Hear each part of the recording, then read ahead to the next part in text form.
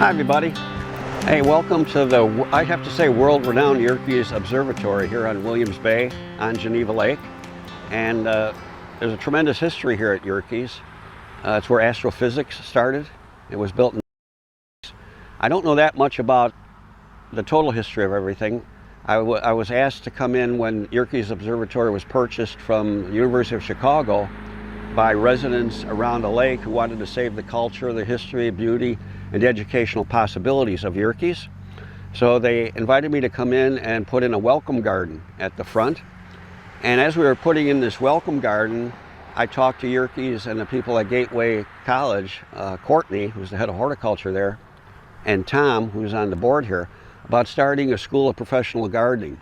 And you start small. We start with contemporary perennial plantings, and that can evolve into anything in any direction.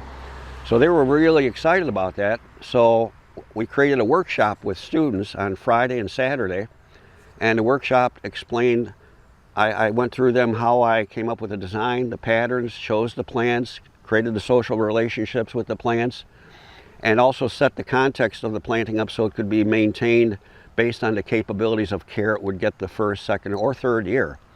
And the idea is that they'll have students come here next year, again through workshops, to care for this, along with a local person who's very skilled at understanding plants from weed populations. So that's our beginning step.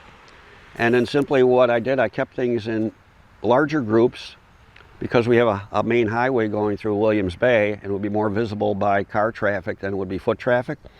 And also the larger groups are identifiable, but I broke the patterns up into Calaminta with Perovskia, and Eusporoblis aeroides with Calamirus daisy May. And one of our next shows will put a complete list of the plants we use for both plantings. And again, the students came, they ran the drill, they laid it out, they spread the leaf mulch. And I have to say it was very good because some of the plants went in too high. We took the plants out and planted them deeper. We learned how to drill deeper for the depth the plants needed to go into. So I think the students learned a lot, and the volunteers that came from Williams Bay learned a lot about what the possibilities are. And then Jeff Epping did a wonderful seeding of fescue. So we have fescue meadows through here, and they just got done on Saturday. We planted 2,500 mixed narcissus through here, and we're going to add one more bed through the middle, so it'll look like the beds are continuous as you drive along, but yet it's 3 overlapping beds. And then we'll have the patterns represented, but represented in different alternating ways. So not one bed will look the same as the other, but using similar plants in all the gardens. So I'm very excited about this project. I'm very excited about a school of professional gardening, where we can work with people of all ages, actually. If you're young at heart and still want to be a gardener, that doesn't mean you can't be here and participate. And then we're also going to look at what is the personality of a professional gardener, and then also starting a small business. A lot of schools, they teach it's predestined horticulture. The practices you're doing now are the practices we're teaching young people, how to put wood mulch down, put everything on 10 6-foot centers, whatever, standardized spacing.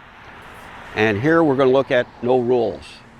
The rules will be driven by the plant material you choose.